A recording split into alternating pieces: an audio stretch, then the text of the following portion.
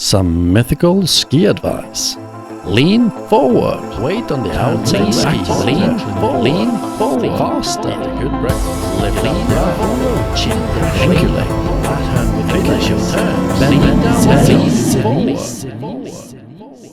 Good day, wonderful skiers. In this video, we're gonna ski and talk about myths in skiing. With a myth, I mean some good advice or okay advice you might have gotten early on, but that you might need to let go of in order to reach the next stage or get more specific. Let's get started. Ski myth 2. Pressing the shins into the tongue of the boots.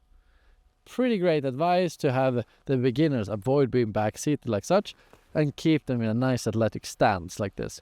But it's important to know that we get the most grip when we have pressure in the middle of the ski, so the whole edge is grabbing onto the ski. And if we move our center of mass beyond the middle of the ski, we'll unweight in the tail and it will start skidding. So let's improve on this advice.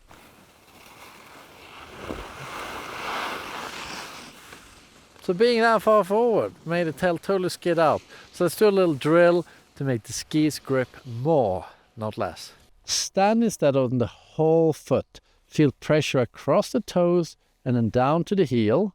And then you just add the shin into the boot a little bit as a reminder that you have your knees a little bit bent and have this nice athletic posture. All right, so if you can only do skidded turns, just start with that. Feel the foot roll. And the shins are reminding you to have a nice, strong, athletic posture. But if you can't carve, then I suggest you go carving and do the same thing. Stand on the whole foot and just tap the shins in the front of the boot. Just get to that. Yeah. Nice. The second problem with always trying to maintain chin pressure is that it limits your range of motion.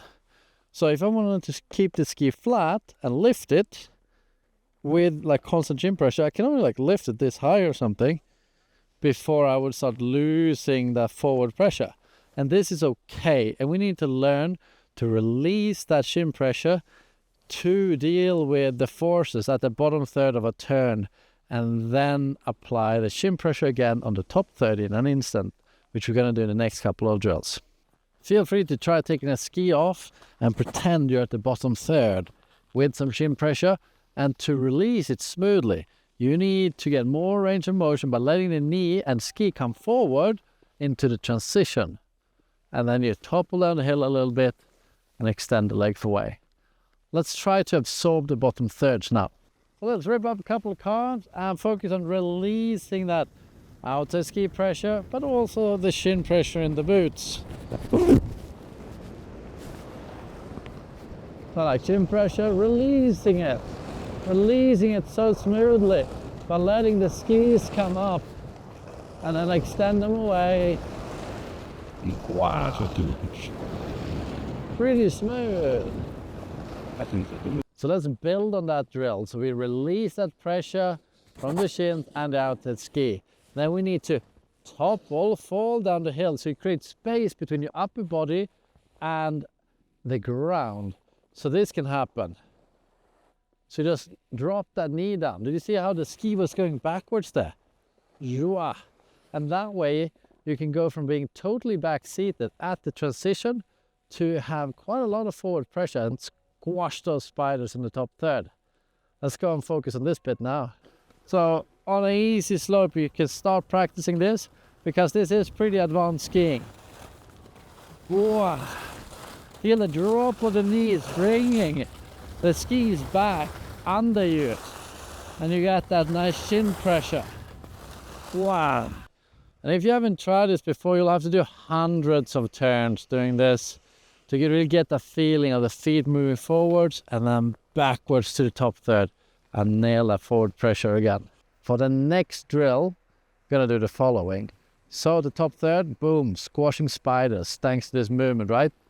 Extending it to move the heel backwards. And then there's a slow movement of the foot forwards throughout the entire turn.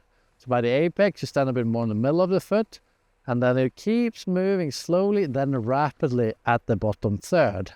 Let's go and try that now. So let's explain this again. Here at the bottom third, we have a lot of outside ski pressure.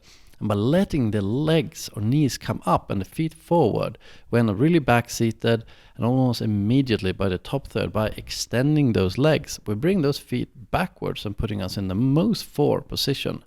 And then the feet are just moving slowly forward to the apex, and then a bit more rapid between the bottom third to the transition. Thank you for skiing along with me. Write a comment. What is your favorite ski myth? And maybe we can make a video on that in the future. Or consider joining one of our ski technique, freestyle or freeride camps for adults, or this video that YouTube think you'll love. See you in the next one. Ciao for now.